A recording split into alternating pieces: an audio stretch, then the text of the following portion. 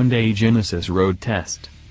The Hyundai Genesis arrived more than 5 years ago, true to its name, at the genesis of a new era for luxury. Those people are going to be absolutely wowed by the level of technology and active safety features in the new Genesis.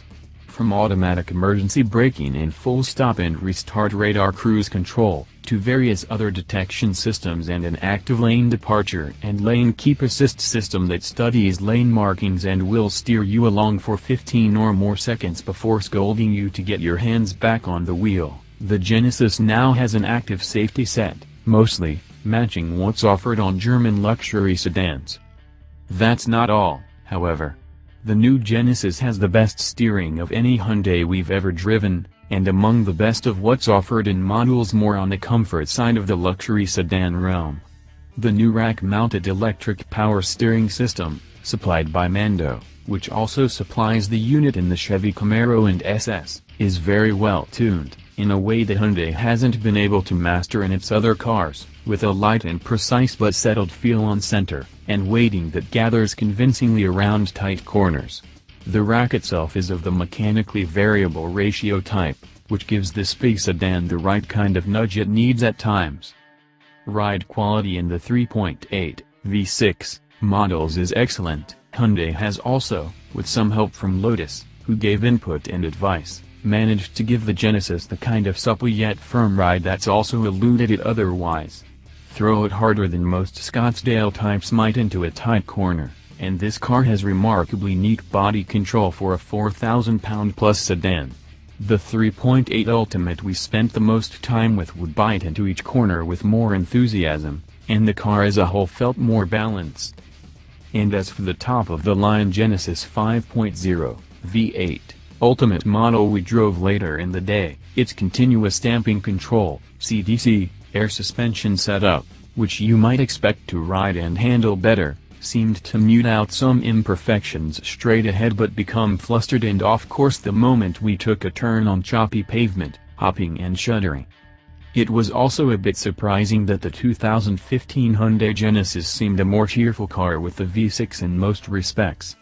The 311 horsepower, 293 pound-feet, V6 had plenty of zip to move this approximately 4,100-pound sedan quickly, with an immediacy and linearity you won't find in the downsized, turbocharged engines from some of the German brands, albeit with less torque down low, and the 8-speed automatic grabbed the right gear promptly.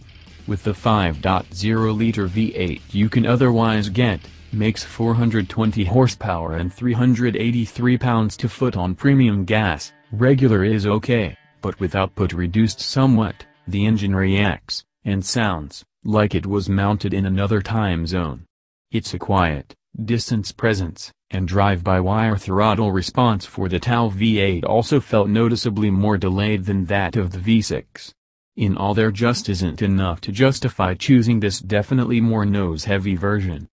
The base Genesis V8, by the way, is more than 400 pounds heavier than the base Genesis V6, and the V8 weighs about 250 pounds more than a Genesis V6 with all-wheel drive.